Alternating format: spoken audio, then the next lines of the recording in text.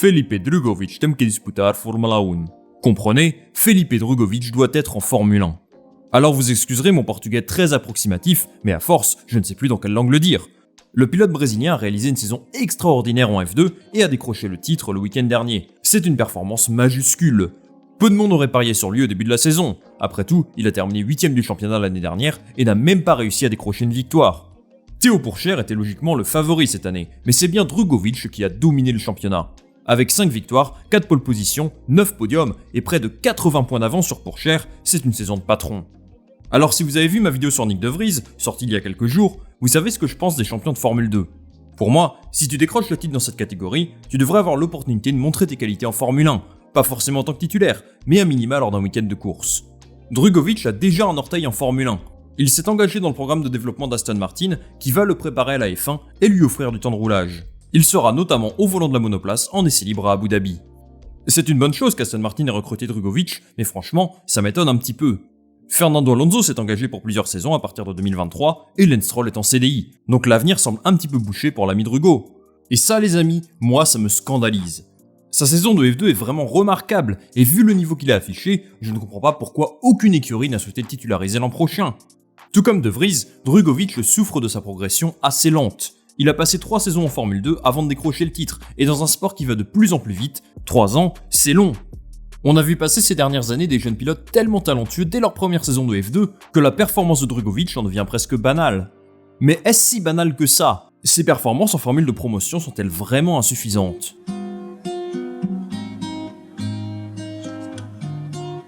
Felipe Drugovich deviendra-t-il le successeur de Felipe Massa en Formule 1? En tout cas, il est très populaire, en particulier sur les réseaux sociaux, et soutenu par un pays tout entier. Son ascension jusqu'à son titre de Formule 2 a été semée d'embûches. Drugo est né à Maringa, une ville de l'état de Paraná, au sud du Brésil. Il vient d'une famille aisée qui finance sa carrière en karting qu'il commence sur les pistes brésiliennes. Il reste dans son pays jusqu'à l'âge de 13 ans, remportant plusieurs championnats nationaux, ce qui lui ouvre les portes du karting international. Il se met en évidence en terminant 3ème de la WS4 Champions Cup, derrière notamment Logan Sargent. Il passe en monoplace en 2016, en commençant par la F4 allemande, où passent généralement de très bons pilotes. Sa première saison est mauvaise, mais il réussit à terminer 3ème du championnat en 2017, derrière Juri Vips et Marcus Armstrong, qui sont des bons pilotes de F2. Il poursuit sa progression en Euroformula Open, en championnat de monoplace moyennement coté, qui utilisait des voitures de Formule 3 à l'époque. Là-bas, il explose tout et remporte le titre très largement.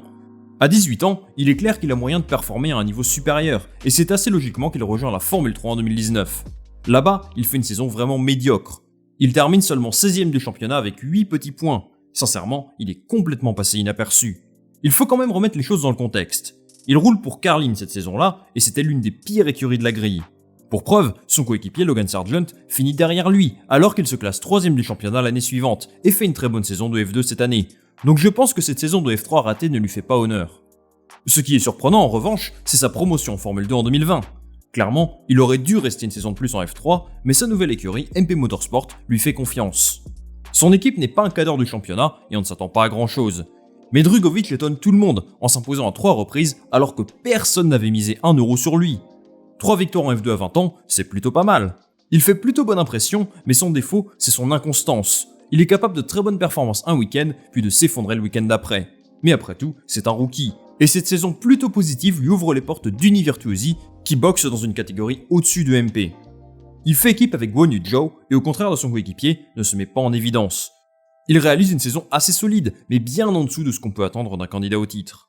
Il termine 8ème du championnat et retourne à ses premiers amours chez MP Motorsport en 2022, pour la suite qu'on connaît. Drugovich a réalisé une saison exceptionnelle, et dans une équipe où il est clairement apprécié sa juste valeur, il a su être ultra régulier et capable de performances redoutables.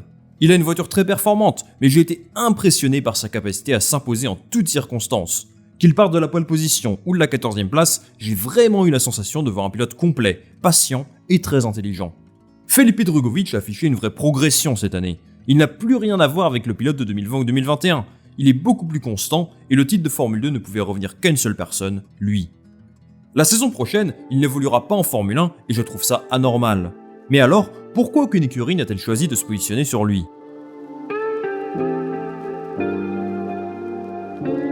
Chacun est libre de se faire son propre avis et le vôtre sera peut-être différent du mien, mais à mes yeux, Drugovich mérite tout à fait sa place en Formule 1.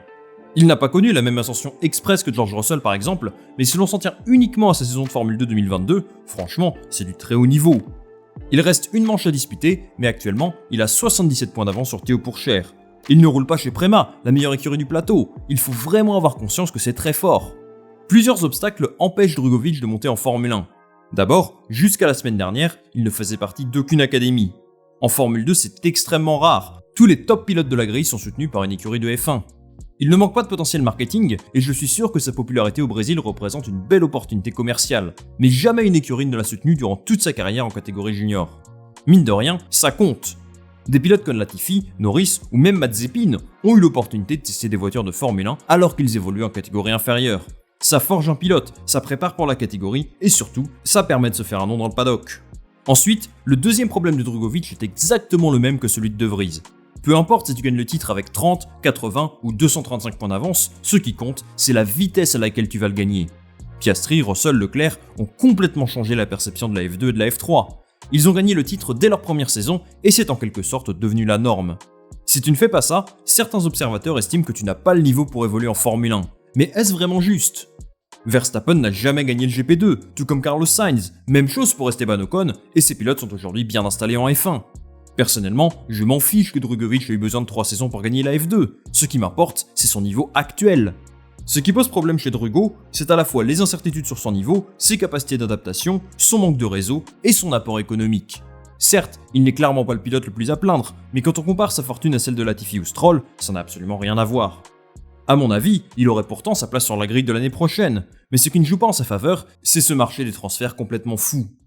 Entre la retraite de Sébastien Vettel, le transfert de Fernando Alonso ou encore le cas Piastri, il y a une sorte de jeu de chaise musicale entre les pilotes du plateau et Drugovich n'a jamais semblé être dans l'équation. Ce que je trouve particulièrement étonnant, c'est que des écuries comme Haas et Williams ne s'intéressent pas à son profil.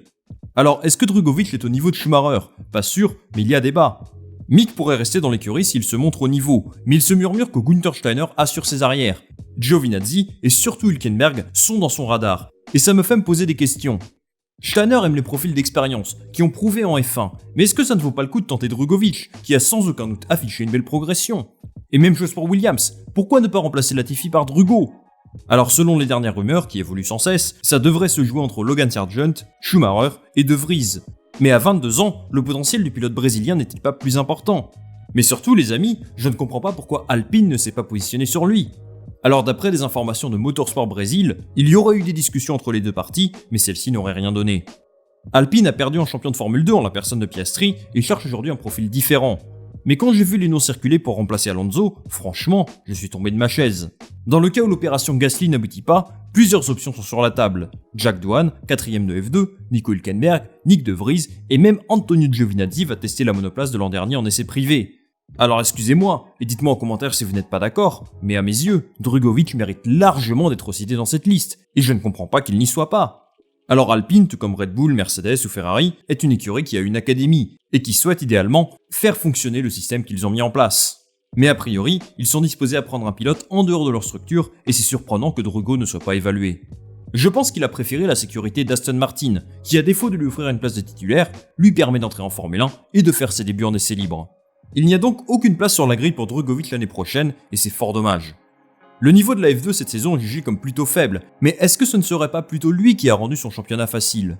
Tous les champions de Formule 2 ne deviendront pas des champions du monde de Formule 1, certains n'y passeront même peut-être qu'une seule saison, mais je reste convaincu que tout champion de F2 devrait avoir au moins l'opportunité de rouler en F1.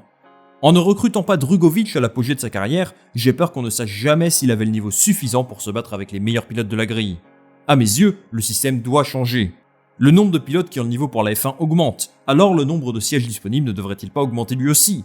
Possible, mais sans que ça impacte le niveau général du plateau. Ou alors, un champion de F2 ne devrait-il pas avoir l'opportunité de remettre son titre en jeu, au moins une saison, histoire de prouver que ce n'était pas de la chance et qu'il peut évoluer en Formule 1 ? Johann Zarco l'a fait en Moto 2 par exemple, et ça lui a permis de rouler en MotoGP la saison suivante. La situation est injuste pour Drugovich. C'est un garçon pétri de talent et qui devrait avoir sa chance en Formule 1. Mais beaucoup de facteurs l'empêchent d'accéder à son rêve. J'espère que cette injustice sera réparée un jour pour que cet immense pays de sport automobile qu'est le Brésil retrouve enfin un fier représentant. Je souhaite que ce soit lui, il le mérite. C'est la fin de cette vidéo les amis, merci beaucoup de l'avoir regardé. Dites-moi en commentaire si vous auriez aimé voir Drugovich en Formule 1, et moi je lirai ça avec attention, comme d'habitude. Si vous aimez ce genre de contenu, pensez à liker, partager, et bien sûr à vous abonner, c'est la meilleure façon de me soutenir. On se retrouve très vite pour une nouvelle vidéo, salut à la prochaine.